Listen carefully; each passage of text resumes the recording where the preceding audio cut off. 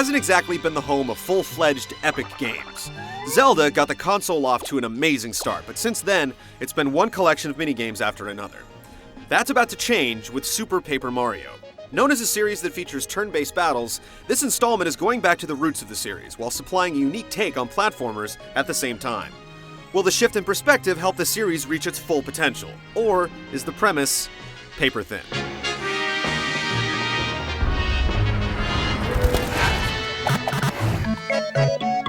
Many say that if you've experienced one story to one Mario game, you've experienced them all, but that's definitely not the case here. The story in Super Paper Mario has Mario making nice with characters he usually calls rivals, all in the name of a brand new super baddie called Count Bleck. The Count is one bad dude, forcing Bowser and Peach to wed and sending the entire Mushroom Kingdom into chaos. It's hard to predict the twists in the story, which is completely out of character for Mario and crew. But don't get too excited. There are no epic cutscenes with sweeping string arrangements here. The story is told through scores of in-game cinematics with no real voice acting to speak of. Be prepared to read rungs of sharply written text. And as great as the writing is, there's no escaping the fact that the presentation has taken the easy road. You've got to think that eventually Nintendo will improve the storytelling across all its properties, but that hasn't happened here. While you're given the options that would seemingly alter the story arc, they're just decoys that eventually lead you down the same exact path.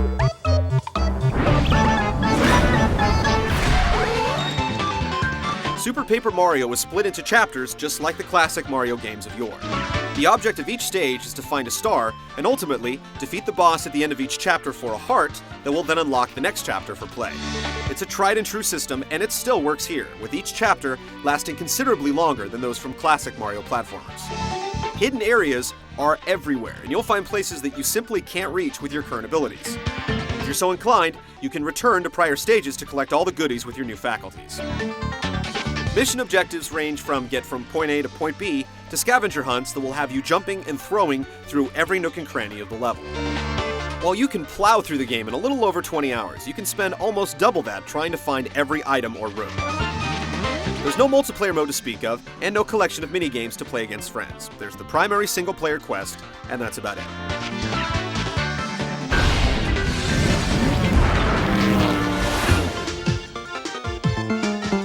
Past Paper Mario games have featured turn-based battles infused with some timed button presses to provide an action element. The turn-based battles are now gone, replaced with the typical platform navigation that Mario is known for. However, there's a much bigger puzzle element in Super Paper Mario than you'll find in the mascot's other action games. A lot of the times you'll be given a task at the chapter's outset, and then you have to venture forth, scouring the terrain for clues. This amounts to a great deal of backtracking across the environments.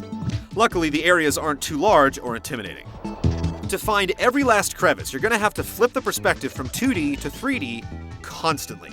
Unfortunately, Mario is the only character that can do this, and having to pop into the menu system to swap him in and out begins to wear on you by the fourth world. Still, the idea is seamlessly woven into the entire game, and it makes you look at video game levels in a new way, which is always refreshing. At the same time, once in the third dimension, a game that has an irresistible charm suddenly becomes barren and rather crude looking. Some enemies, items, and areas can only be seen in 3D, so you have to use it to progress through the game. It's unique, to say the least, but you have to navigate 3D space using the D-pad, which is never ideal. Super Paper Mario has plenty of funky power-ups and items, but their implementation is a little suspect. Instead of learning new moves as you go, you have to collect pixels, little creatures that perform popular maneuvers like the butt stomp or throw. Again, you'll spend a lot of time in the menu screen, swapping the moves in and out as the level dictates. Power-ups are addressed in the form of items that you pick up, so don't count on tossing fireballs with reckless abandon. The health system is also governed by items that you can purchase with the coins you collect, which again means more time spent in the start menu. You hold the Wii remote like a classic NES or SNES controller, and moving characters around the environment is just as intuitive and laser sharp as it's always been. The patented sliding landing must be accounted for, while the other characters you control, like Peach and Bowser, each have their own strengths and weaknesses.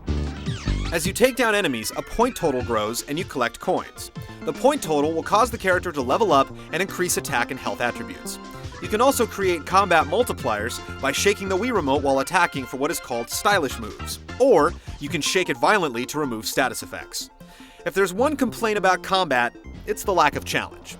It's rare that you'll die, as the creatures fail to increase in difficulty at the same rate that the characters level up.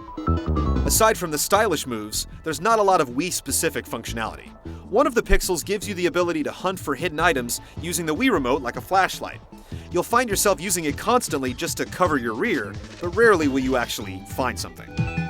While Super Paper Mario has some unique ideas with its hybrid of 2D and 3D gameplay, some simple tweaks to keep you out of the menu screens could make it much more enjoyable over the long haul. If you've been waiting for the next epic Wii game, well, this is it. Super Paper Mario delivers in a multitude of ways with its unique take on perspectives, some devilish puzzles, and all the hopping and bopping you can handle. There are a few hangovers from its prior design that keep it from reaching the upper echelon of video gamedom. But next to Zelda, you won't find a more robust or addictive game available for the system.